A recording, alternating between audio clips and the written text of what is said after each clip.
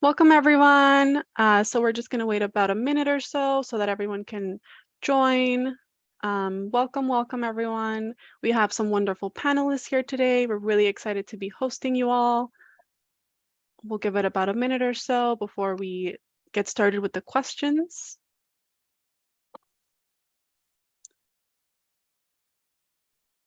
Welcome, everyone. I see the numbers trickling in. And if our panelists can also add their company to their name if you haven't already done so our students can remember where you're from. And with that, we'll get started, everyone. Welcome, everyone, to our first Investigate Industries and Internships I3 event of the academic year. My name is Liz Bañuelos Castro. My pronouns are she, her, and I am joined by my colleagues Lauren Upkennorth and Giselle Jose from the Internship Engagement Team at the USC Career Center. Our office is in the Student Union building across from Seeds, and we offer a myriad of different events, programs, and services. These opportunities are showcased on our website and within Connect SC, our portal, which hosts more than 20 online resources. During the next hour, you will hear from some amazing employers working in business and working in consulting, who will share their industry insights with each of you.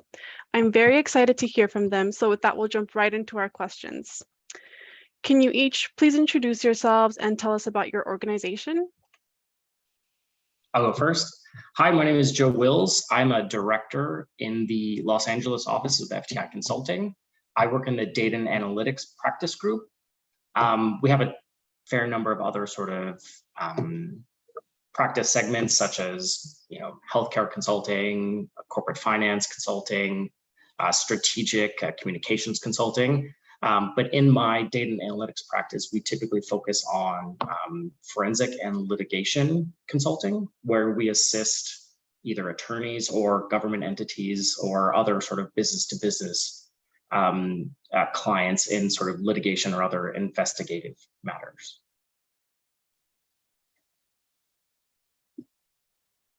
I'll just follow that up since I am also an FTI consulting employee. I'm a consultant. I'm actually also a USC alumna. I graduated 2020 with Joe as a data and analytics consultant. Hi, I'll go next. My name's Tori Burns. I graduated from USC back in 2014. And I work for Mercer in the Health and Benefits Division. We also have a colleague here, Austin, who's from our career practice. So on the Mercer side, we have health, wealth, and career. Those are our three lines of business. And on the health side, what we're doing is helping with health and wellness needs for our clients. So a lot on the benefits side. And so I started off as an analyst coming out of college, and I'm currently a principal leading some of our client teams out of Los Angeles.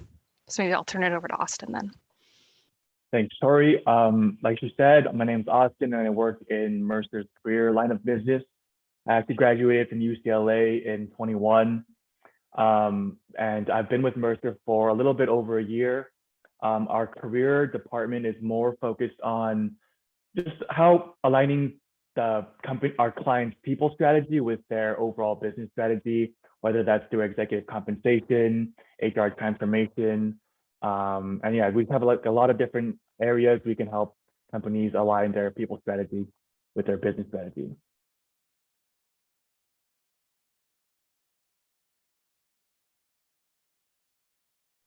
I can go next. My name is Truman Fritz. I'm a class of 2021, so 5 on. I studied at Marshall, graduated with business admin, and had some emphases on data sciences and applied analytics. I'm a consultant in Simon Kucher & Partners' New York office. So a little bit, across the country right now. But essentially, we're a top line growth consulting firm. So we do anything related to revenue growth, including strategy, marketing, sales, pricing, digital. We're about, I think we just had our 2000th employee join us. We've got 42 offices across, I think, 26, 27 countries. And yeah, we're looking to grow soon. So let me know if you have any questions. I can go next. Hey, I am Abhishek. I graduated class of 2022 from UC Berkeley, and I'm currently working as an analyst at Charles River Associates in their antitrust and competition economics practice.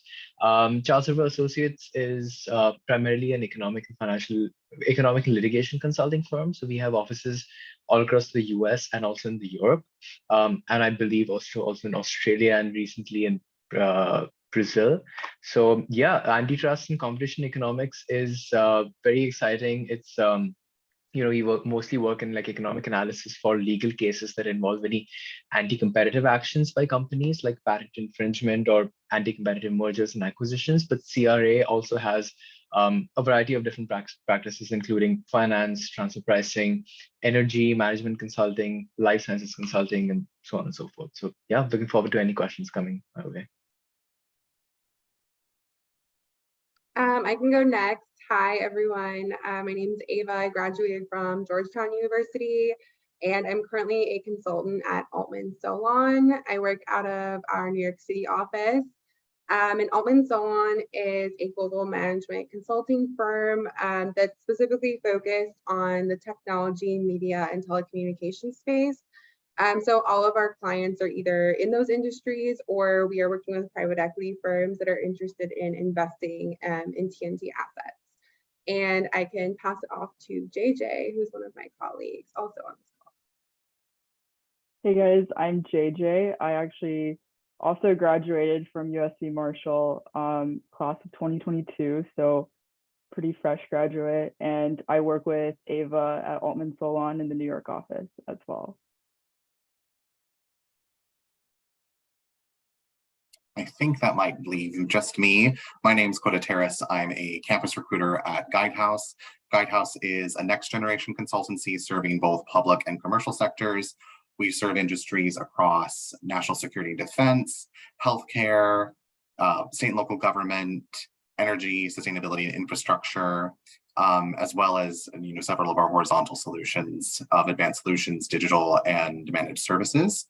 I specifically, as a campus recruiter, I support our health segment, which is inclusive of life sciences, payer provider, and public health, but I have connectivity with my colleagues for all of our other industries and segments as well. Thanks, everyone. And I love to see that we have a few Trojans here. Always good to see them back. And with that, I think you all shared a little bit about your organizations, but can you also share your career path to your current role and why you chose this industry? Yeah, I'll go first on this one. So I was actually at a USC Marshall event and I met some Mercer folks. And so that's actually how I got introduced to the company that I've been at for 8.5 years. And so I was looking for a consulting role where I got a lot of client interaction. And so for me, that kind of led me to Mercer and within the health practice. And so all of our clients are really local to us in LA County. And so it means, except for during the pandemic, we got a lot of face-to-face interaction, a lot of client meetings, and even from an analyst level, I felt like I got that face-to-face client interaction. So that was a big thing I was looking for. And then I just generally was interested in the health and benefits space. I think healthcare is extremely fascinating. It's fast-paced, it's always changing, and it actually really matters, I think. So for me, it gives me a way to impact a lot of people. So that's kind of how I found my way to Mercer and found my way to the health practice. And then I've been here since 2014 and have kind of worked my way up and am now leading a lot of my client teams. So that's how I got into my current role at Mercer.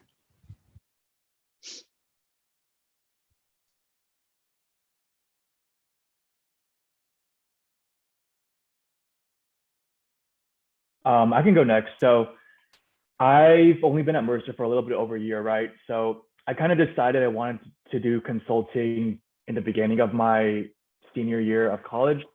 And just the reasoning behind that was kind of similar to Tori. I wanted to get a job where I could get a lot of client experience. I could meet a lot of different types of people and see different types of management styles, business strategies. And I just thought that would give me the best like starting foundation to kind of transition to other roles in the future. And so far, I can definitely say that I've gotten that wide range of exposure to different types of people and just like business concepts in my first year at Mercer. And yeah, so we'll just see where it goes from here.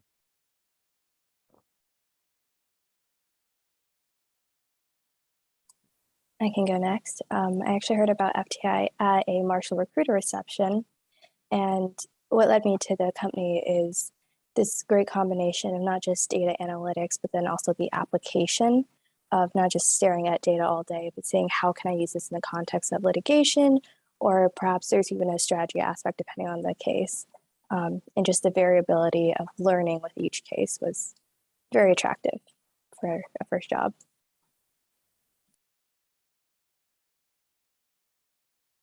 I think I can follow that up. So my path to Simon Kucher was a little bit windier than normal. I came to USC originally as a business of cinematic arts major, so it's between Marshall and SCA. I didn't know what I wanted to do in film. I did it in high school, and ultimately, after a couple different experiences and a couple different classes, felt that wasn't quite the right path for me. That was also after interning at a few media companies in LA. So after leaving BCA, I worked in finance and ops for an LA tech startup. I worked at the US Senate. I did a short stint as a business analyst at another startup, this time in cybersecurity. And at USC, I looked into advertising, I looked into marketing, I looked into brand consulting. And then finally, through a number of the different student orgs that I was involved in on campus, I actually heard from a number of different people that maybe I'd be interested in consulting, generally. So by that time I was a senior like Austin, and needed to learn casing, which is not the most friendly thing to a senior who's in college, as a brand new skill. But despite it being like a global pandemic, managed to eke out a job here at SKP. And ultimately I was drawn to consulting because it feels to me like an experiential MBA, something that's a lot more tactical, where you're learning strategy, you're learning execution, you're learning project management, client management, analysis, synthesis, presentation skills, all these different things, and integrating them on a day-to-day basis with your job. So if you think that you want to get an MBA, or that sounds like something you'd want to do, then consulting is probably the right path for you. I can go next, I guess.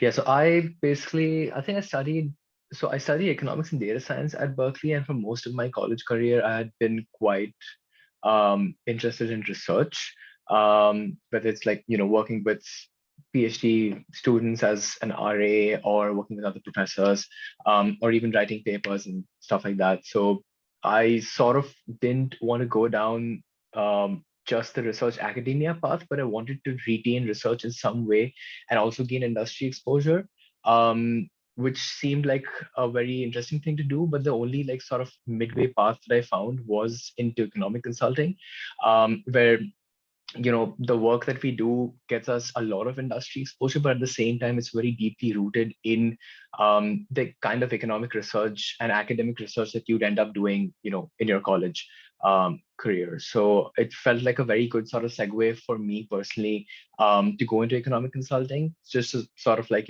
bridge the gap between a college, academic research career and then go into industry after that. So yeah, and it's been great so far. I graduated very recently, so it's not been a lot of time since I've started my job, but just in this much time, I've already been able to work on a variety of different projects. At CRA, although it's just antitrust and competition economics, we do get cases from a lot of different industries, throughout a wide variety of segments. So yeah, it's been great so far. Got to solve very interesting problems, very thought-provoking, and yeah, this keeps your path open, I guess, for many people who come into economic consulting. Keeps your path open, either if you want to go into like a PhD route, or if you want to go into an MBA route, or even if you want to get get a GAD later on. So I guess I've known people who have taken all three paths, which is pretty interesting. But yeah.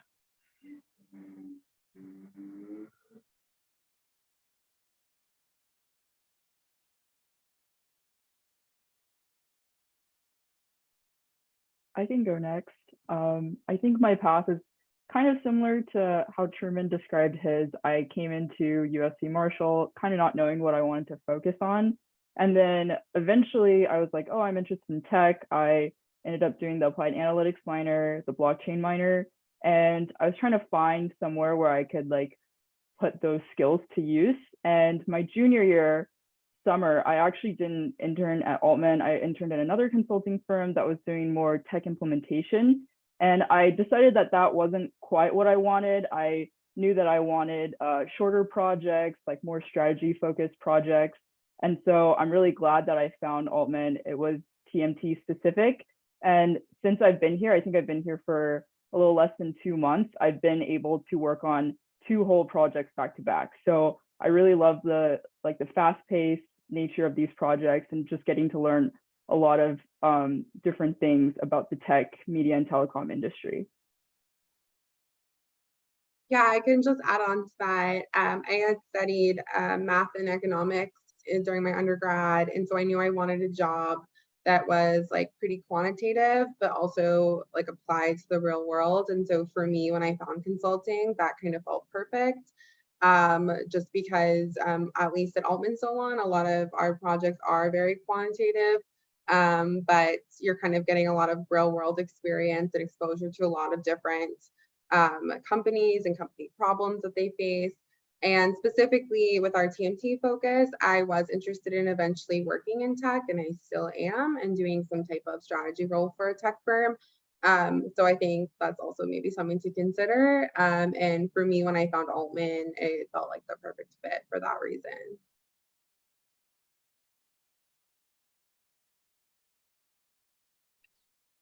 I had a bit of a winding road as well, like some of the other folks. I was a math major, really didn't know what to do with it. Ended up at a competitor of some of the Mercer folks. I was at Willis Re back in the day doing some catastrophe modeling, helping insurance companies figure out how to, purchase the right level of insurance based on storms or other events.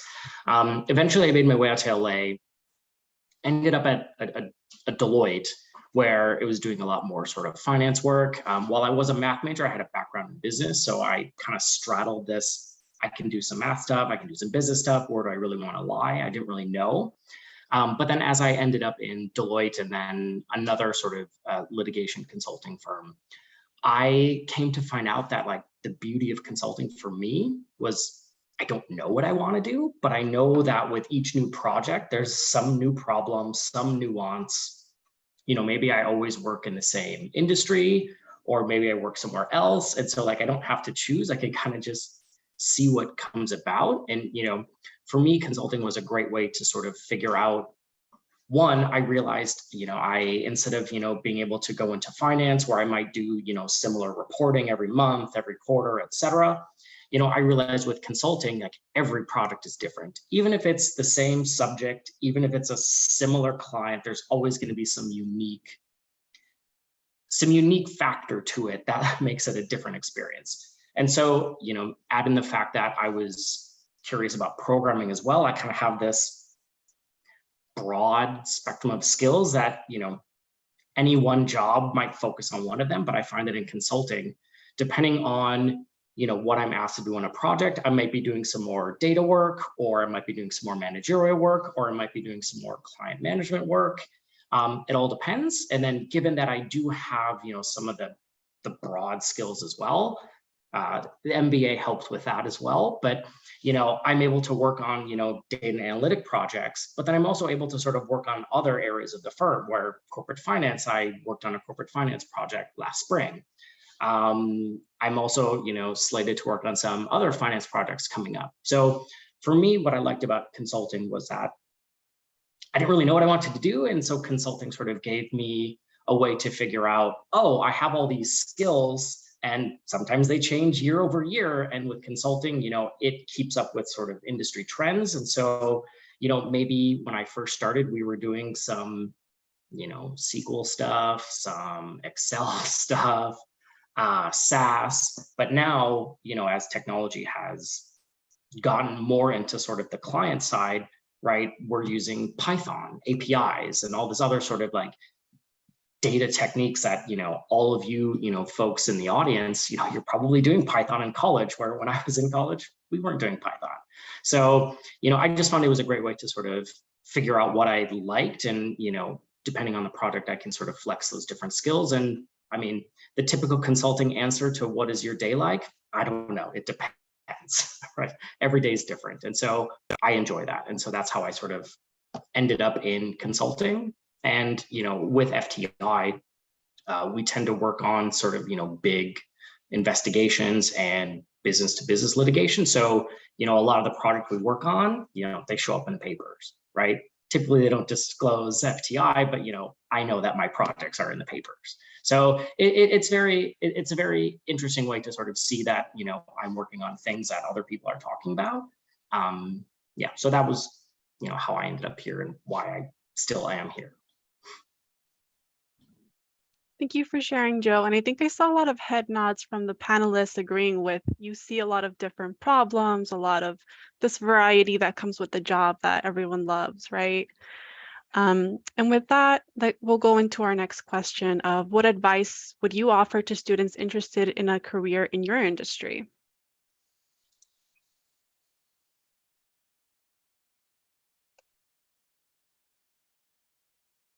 Do you want to start us off, Truman? Sure, yeah. So I think when I was really looking at consulting, a lot of the names that were thrown around when I was a student was, McKinsey, Bain, BCG, Big Four, Accenture, those kinds of things. I think my management consulting professor actually called them like the Elite Eight or whatever. And I think that's a lot of the kind of hype that consulting gets in the mainstream, especially as you see articles, in HBR or Wall Street Journal or the Times about those companies. But I think if that's just 5% of the industry, the other 95% of the industry is actually really interesting. So I think when you're thinking about a career in consulting, it's to not just look at those, top 10, top 15 companies the same way you would look at universities.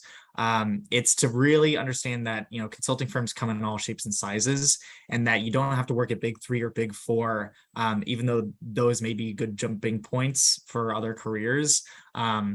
I remember when I was on campus, I really didn't know that much about Simon-Kucher, and in being here for about a year and a half now, it's really been something that I didn't even expect. I knew it'd be good, but it's really been fantastic.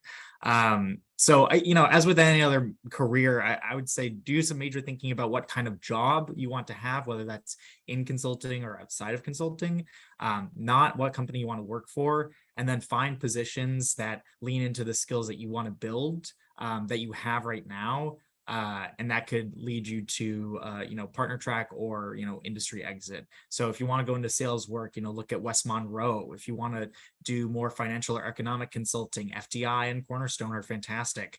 If you like growth strategy, hey, Simon-Kucher is here for you. But I would say don't limit your options and do plenty of research.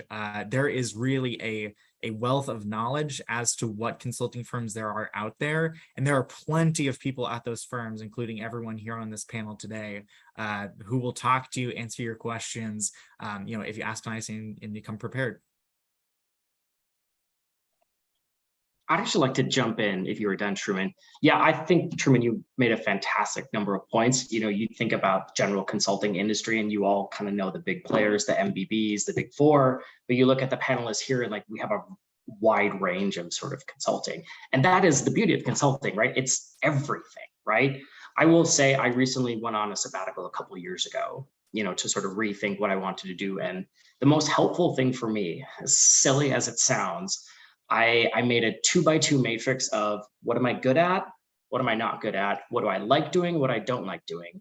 And I found out through my process that, consulting hits all my boxes. I don't have to deal with the same things every day, new problems, new ways to solve things. And so, really figuring out what you like to do, because, you'll find that, maybe some of the bigger brand names, all the exciting stuff is maybe done at sort of the higher levels of the firm, but some of the more niche firms here, that happens at the, first year, second year consultants. And so, it just gives you an opportunity to get involved much deeper in projects at an earlier stage of your career.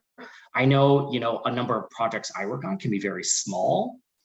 So, it might just be me and a first year consultant or a second year consultant. And it's really just me and them kind of doing the work.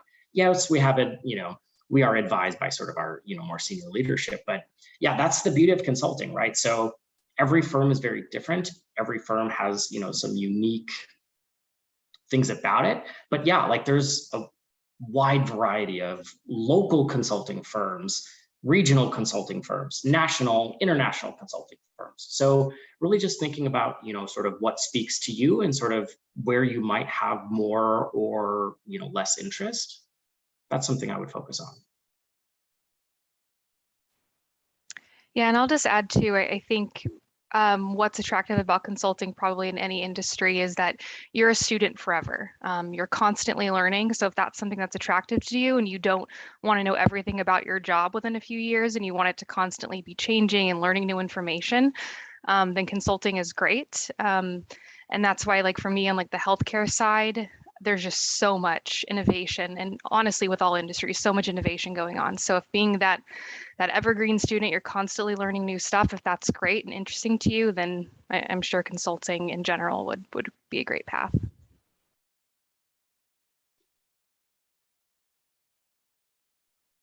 I would also add that while some people want to stay in consulting forever, we also have a lot of people that want to just do it for 2 or 3 years to jumpstart their career. And you can learn so much valuable information doing that. I think that, I've heard, and I think this is true, that spending 2 or 3 years working consulting, you learn so much more than just working 2 or 3 years like on the corporate side doing business strategy, just because you're working more hours, you're exposed to so many different companies and business problems. So it can also be really useful for that, even if you want to do it for 2 or 3 years. And I think I would say, if you think you're maybe in that boat, also think about what industry you might be interested in entering after. So as I said, I was interested, and also JJ, we were both interested in tech. And so we ended up at Altman Solon because thinking longer term, if I'm going to be here for 2 or 3 years and then switch onto the corporate side, it was useful being in a firm that specialized in tech. But even on this panel, you can see there's a lot of different like sub-industries represented. So just to think about that also when you're looking at firms. Just going off of that, I completely agree with the whole aspect of like learning a lot as well on the job. And as you also said, it's very accelerated in the sense that as soon as you join the firm in any like sort of consulting firm in this whole industry, you're literally thrown into the weeds almost like right off the bat. So while you're learning and training, you're also getting the opportunity to apply whatever you're learning in a variety of different problems, which is amazing. So it like really accelerates your own learning, hard skills, soft skills, and in general critical thinking, and in general like sort of your problem solving abilities of like taking a problem and just like approaching it from different angles, understanding what are the right questions to ask, what are the right kind of data sets that you need. You might not get all the information resources that you actually need to solve the problem, and therefore you again solve that and try to find a different way to solve the problem from some other angle, which is just insane. So yeah, the learning aspect of the job is really great. So I guess an advice would probably be that I know it sounds cliche for like students to while recruiting, that like probably these consulting firms look for people who already are innately good problem solvers. But even then, if you are somebody who really wants to improve your problem solving abilities and learn a lot on the job, then I guess this industry is amazing for you. So, yeah. I agree with what all the panels have. You hit it straight on the head. I agree. And I really want to emphasize that you want to make sure when you're looking at consulting, find what you enjoy, what you love learning about, because consulting doesn't come with an answer key. You're going to spend your time thinking about maybe an industry or whatever your focus is all the time. And you want it to be something you enjoy because that's how the curiosity makes you grow and solve those answers that you're trying to help your client with. I'd also like to add a piece of advice that like, I totally agree with all the other panelists talking about how you should find maybe a consulting firm that aligns with like what industry that you want to work in, and maybe what industry that you want to exit into. But I would go as far to say that like, you can definitely work for a consulting firm that you might not know anything about that industry in college. Like for example, like if you're a pre-health major and you want to do economic consulting, that is a huge possibility. And so don't shy away from interviewing for those firms just because you think in your head, oh, like I don't have any experience in this industry. Like that is something that you will learn on the job. And all you have to do is ace the interviews. I'm sure that a lot of consulting firms don't really care too much about the degree that you got your like bachelor's degree in. They more so care that you can, you know, perform well, and then also like be good at critical thinking, all those other skills that are necessary and not necessarily like industry specific skills. And yeah, just to wrap things up for this question, I would just say that yeah, because there are so many sub-industries of consulting and so many like different topics you can cover, I would encourage you to try to reach out to people, like whether that's cold emailing people or just connecting with people on LinkedIn. And like if you can get a phone call with them or like just get a messaging chain going or something, you can get a lot more like honest and real information about what it's like working there versus, you know, reading their website and like reading what the marketing team put on their website, you know? So that's that's what I personally did to like kind of understand what these companies are like and what it's like to actually work there. I guess that's a good segue to our next question.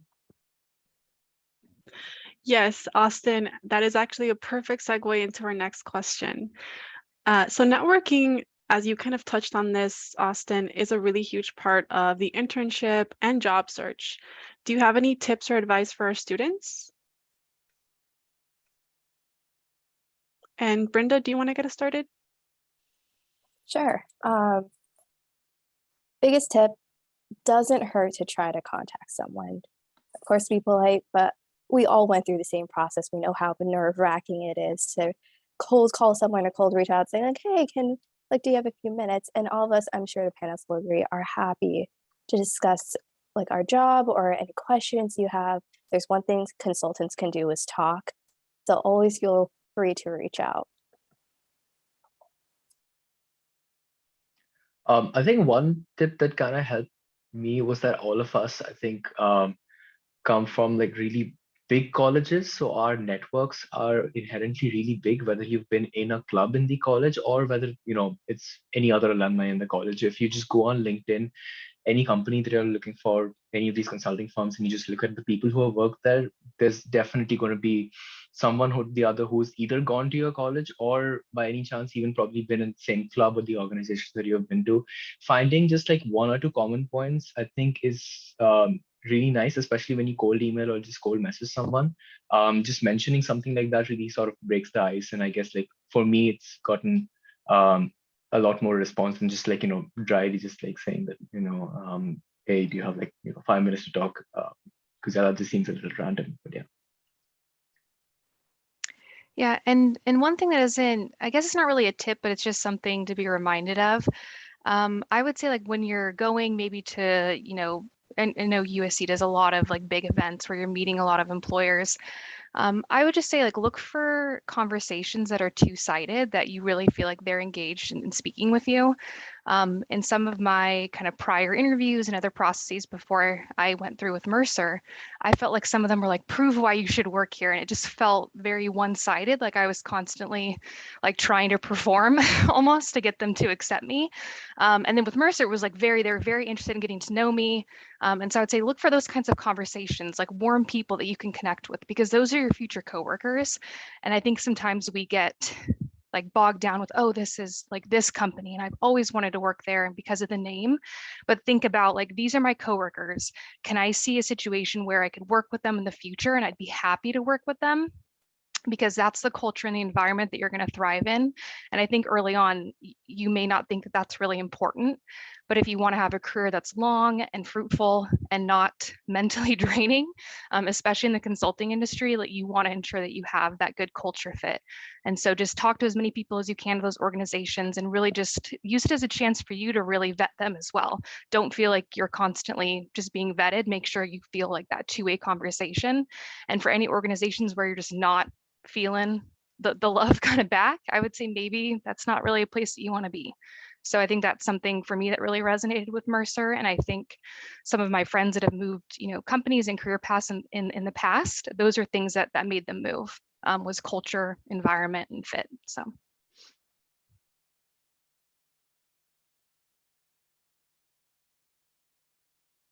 Yeah, in really speaking about fit, I think I really agree with that point, Tori. I think one of the only ways that you're going to really be able to assess the fit with a company is if you're like genuine in your networking. So like, don't play the numbers game when it comes to LinkedIn messages and trying to reach out to as many people as possible. Like it's all about quality over quantity. And, there's plenty of messages I get every week from somebody who put in, the wrong company name in their LinkedIn message. And, that happens sometimes, but the people who reach out and ask great questions are those people that I want to work with as well and want us to succeed in our process.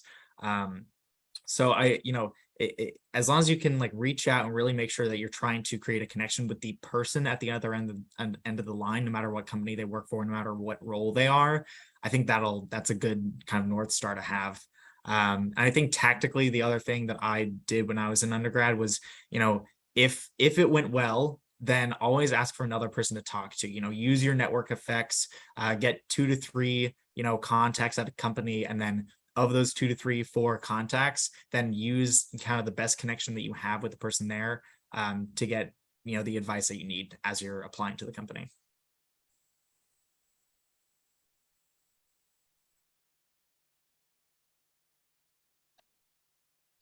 Truman is just hitting all the panelists are offering very great points.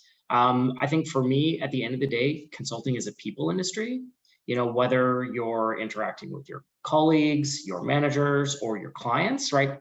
It's all about relationships. And so, as you think about, reaching out to folks, like they're people too, right? Yes, they might, have the benefit of being already inside the firm maybe you're trying to get into, but at the end of the day, we're people, right? So, we're all happy to talk about our jobs. That's why we're all here. But yeah, like we're always happy to sort of, give advice too. Like, hey, I want to get into consulting, but I have an art history degree. Well, okay, there's a lot of skills that are transferable across a lot of non-traditional consulting majors. And I imagine you'll probably see it on the panel as well. We have a variety of backgrounds. So yeah, like they're happy to always, find new great talent. But at the end of the day, they're also there to, long term, right? Maybe you're not the right fit now, or maybe, the company's not the right fit, but they may know someone who is. They have a friend at a different firm who's looking for someone. You never know how that might work out. So, I would say in a lot of the consulting firms, we all probably run into each other a fair bit at various consulting events, recruiting events. But yeah, so we all know each other too, because we're all utilizing our networks. And so, yeah, whether you talk to us, we may have other people that might be better for you to talk to outside the firm, right? Maybe you have an interest that, my firm doesn't do, but maybe Truman's does, or, Ava's does, or Tori's does. So yeah, like happy to reach out. We're happy to help. Again, we're a people business. We generally, that's our focus. So. Just to echo what some other people have said, like really use your school network. I get like LinkedIn messages all the time from people wanting to talk about my firm. And honestly, I only respond to people that went to Georgetown just because we work a lot of hours. I don't have time to talk to everyone. I'm not going to take calls with people I have nothing in common with. So someone here said, especially if you go to a big school, maybe look within clubs you were involved with. I think that's a great idea. Like any kind of connection or commonality that you can find, I think really increases the chances that the person's going to respond. And also, again, like Joe was saying, they're people also that they want to help you. Like people feel if you're, alumni of the same school, they want to help you succeed. So definitely leverage that. And also make sure that when you do talk to them, you've done research about their firm and have legitimate questions to ask. I have done calls with some people where it's become clear that they don't know that much about my firm, and that's not great. So I think that if you can make sure you research the firm, and you have some like really targeted questions that show that, I think that also makes a really positive impression and will make them want to help you succeed in the process even more.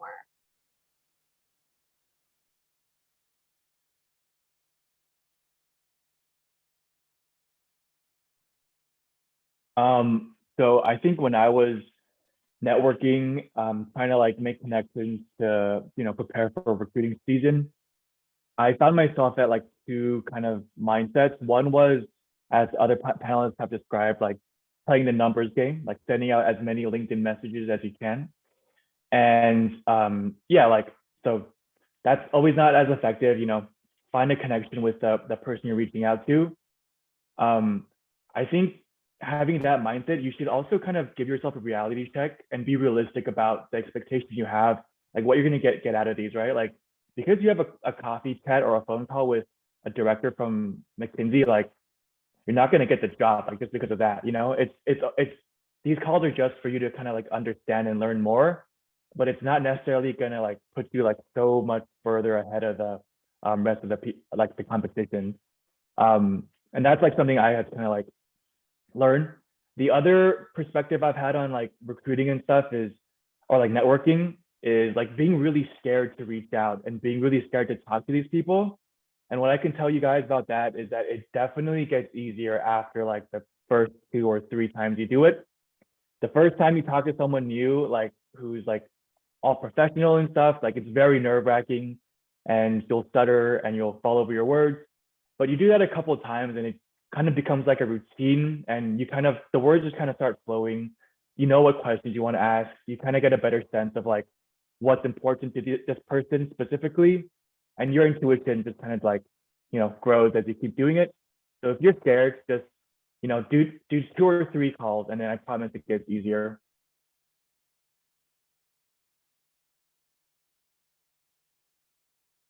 I can add that when I was in college, I didn't do a very good job of networking, mainly because I thought that back in the day, I thought, oh, networking, like, all these firms are the same. Like I would look at 2 different firms that were working in the same industry and I would think that they were the same. But the reality is that when you network, you can get into the nitty-gritty details of what a firm's culture is like. And that was really important. And that's something that I only realized until much later on.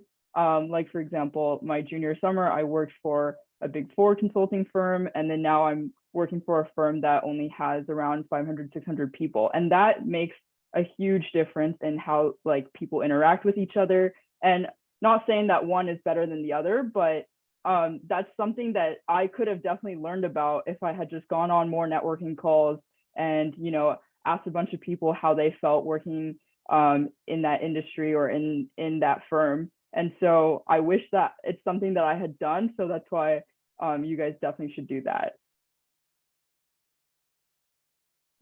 Thank you, JJ. And that's actually a good segue into this question from the audience.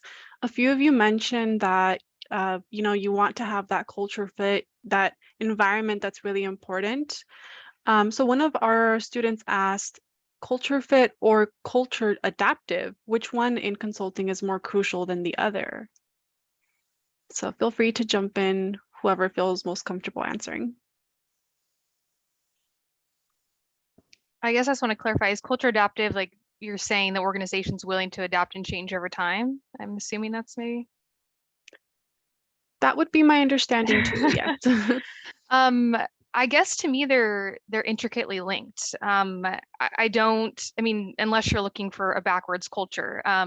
But I think if you're looking for like a culture fit where you want an organization that's supportive, that people are investing in each other, I think that will naturally adapt and grow with time. And so I think when you're looking for like organizations, like I would like to talk to people, even who were recently started at those companies of, what was like your onboarding experience like, and what are you doing now? And then I would think too, like getting to know, just how like receptive the organization is. And I think talking to some of those newer colleagues is really, really important, because then you really get to see, okay, like when I come in as a new hire, like here's how I'm going to be supportive. And I think you can get some of that cultural fit from those conversations. And then that's kind of my thought process, is that I think they're kind of linked together, because you want an environment where you're going to feel supported. And so that's going to adapt and change with new colleagues and over time. But that's kind of my thought. I would say from my experience, every company kind of has their core values, and that flows across to all offices. I would say if you're looking for a specific office that you want to work in, I would focus your networking in that office, because they may have a slightly different culture because of maybe the projects they work on or things like that. So while companies may have like their core values, like each individual office may be slightly different depending on the makeup of the folks there, the projects, things like that. So if someone in Boston says something about the culture that you really liked, but you talk to LA or San Francisco or Seattle and you find it's a little bit different, right? Like you're going to see that naturally. And also think about each part of the country has their own kind of cultural things as well. So it goes a little bit of both ways, but yeah, for me, the focus is the core values of the company, and then each individual office, will branch out from there. Thank you, Joe and Tori. I want to make sure that I give everyone the time to answer our last question. Shifting a little bit more towards internships, what qualities do you seek in ideal interns, and what would make a student the most competitive applicant?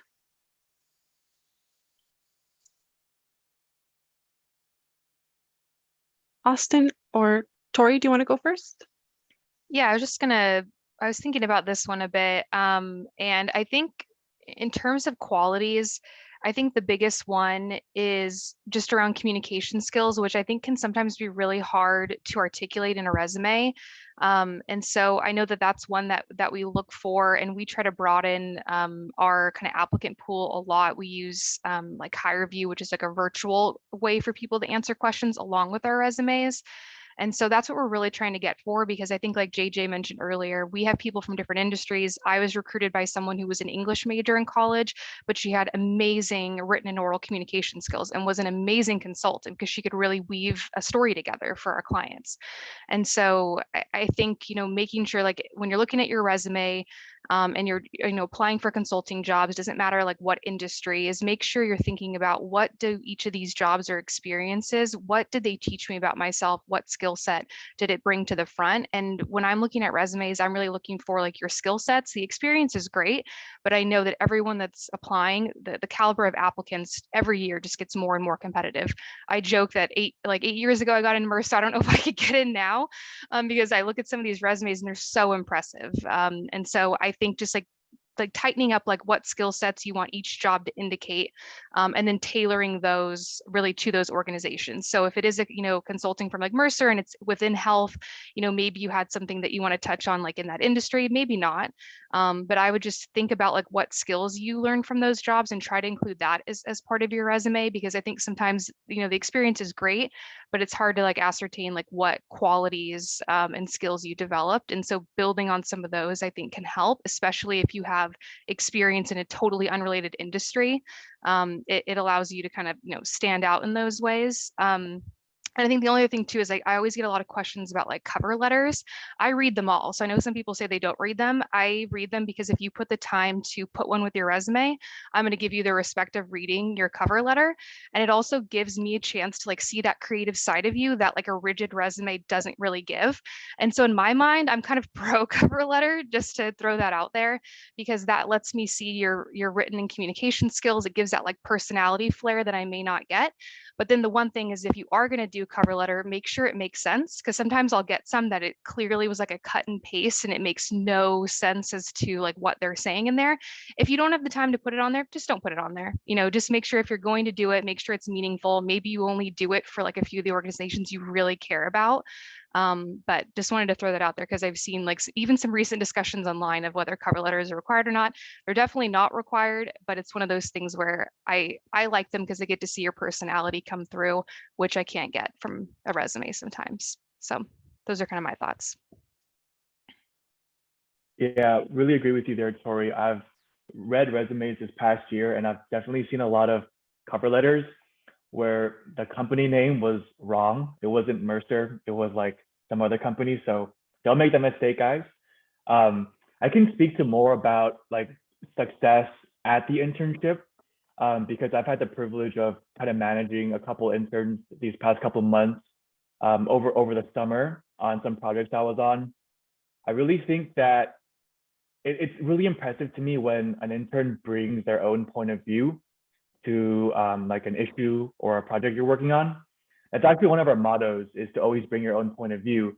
But it kind of shows that you want to take responsibility and that you kind of like are invested in the work that you're doing. Because as an intern, it's mentally kind of hard to really commit yourself because like you don't really lose much if you don't do the best work of your life on your internship. But I mean, at the end of the day, you're kind of selling yourself to the company during your internship. So putting your best foot forward, showing that you really care and are invested in the work, and kind of just giving them a sneak peek of what you would be like as a full-time employee is, I think, a mindset that it's very clear if the intern has it or not. So yeah, those are some things you can do like on the internship.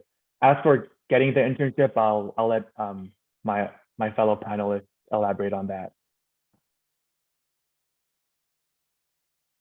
Yeah, while we're thinking about, what is the job that you're trying to do? I when I joined, it was like the first 2 or 3 months of my stint here, and there was a partner in our Seattle office who mentioned this thing called that the framework that he has in his mind called the anatomy of a consultant. And there's 6 components of a consultant. There's analysis, there's synthesis, there's presentation, team management, client management, and business development.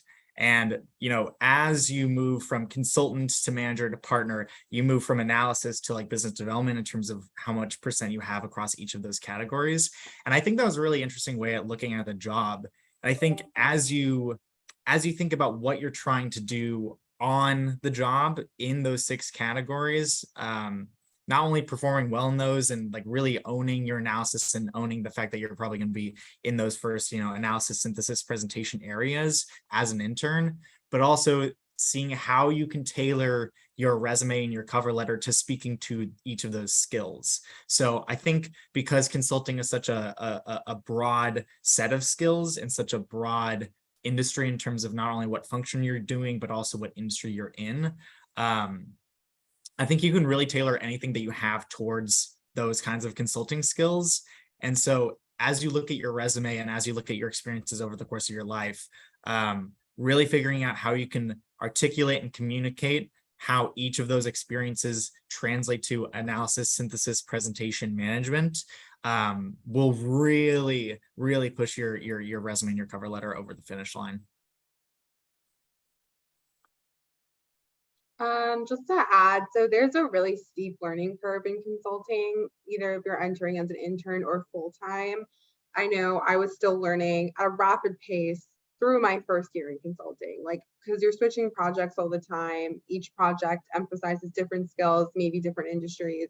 So there's just a really big learning curve. So I think when we're evaluating interns, both in the interview process and also while they're working with us, a really key thing we're looking at is their ability to learn quickly and integrate feedback, because we do assume they're not going to know a lot of the skills and topics they need to know, and they're going to have to be taught and trained, and that's just how it is. And so what we're looking for is that as we're taking the time to review their work and train them and give them feedback, that they're able to integrate that and apply it at a fast pace moving forward. So I think that if you can emphasize anything around that, like being able to take feedback and integrate it and kind of run with it. I think either in your cover letter or in your cases, I think that that's a skill like we really look for with interns.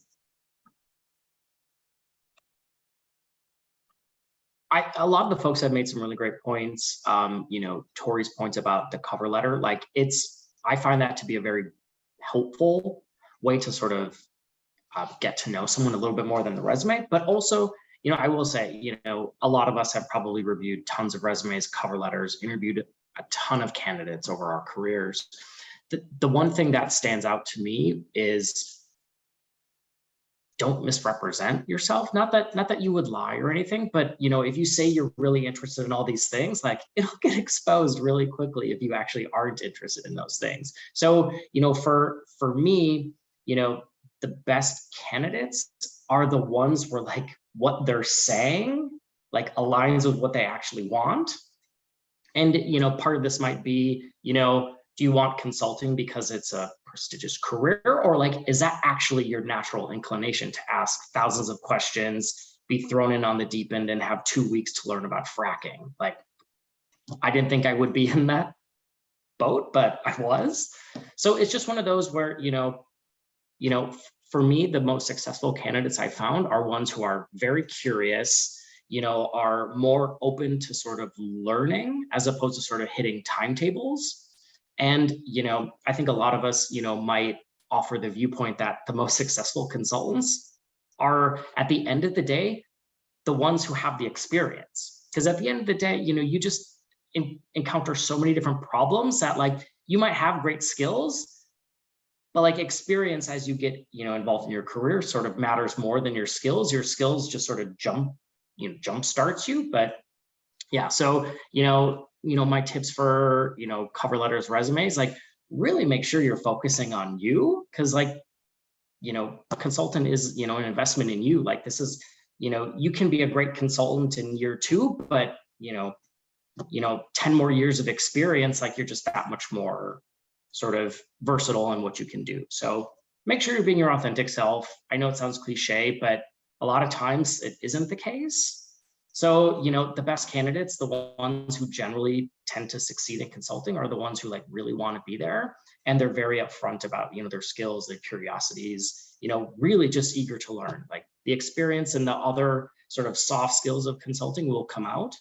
But yeah, just be yourself. Like that's who we're hiring. We're hiring people. We're not hiring, you know, nameless, faceless folks. So.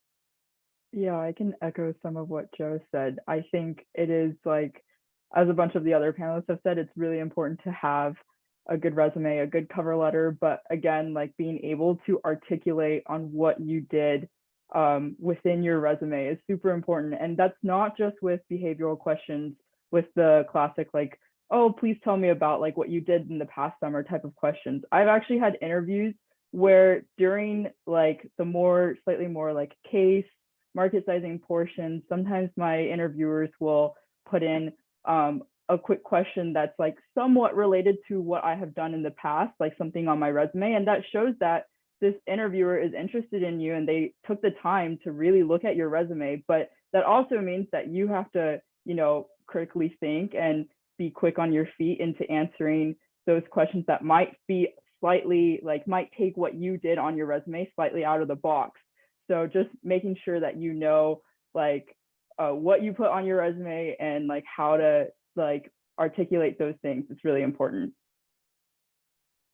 Yeah, just to add to that, I think yeah, I guess like a small point is like many people would in that sort of sense add a lot of experiences either in the cover letter or the resume, and just like show that, you know, they've done almost like everything there is to do under the sun.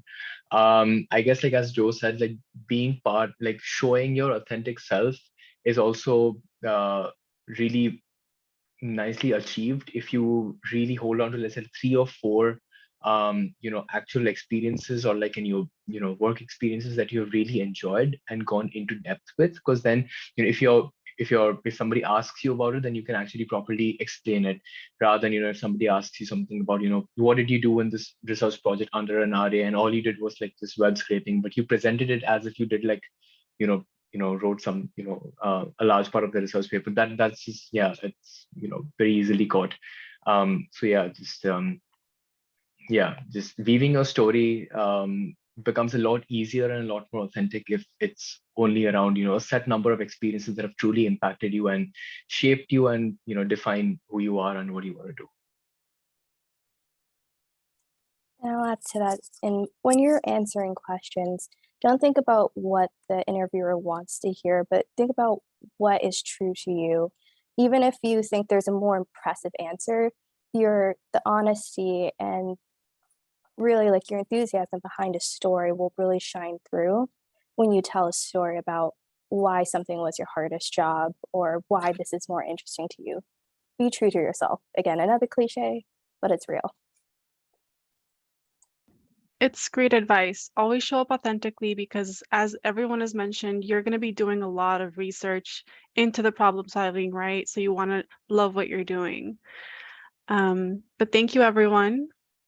Thank you, panelists, for sharing industry insights with our students. This has been a very insightful afternoon, and all of us here at USC are very grateful to each of you for spending the last hour sharing your journeys and advice for succeeding in your industries. It is 1 o'clock, and I want to be mindful of everyone's time. So with that, thank you for joining us, everyone. That concludes this I3 panel. Have a great rest of your day. Thanks for having us.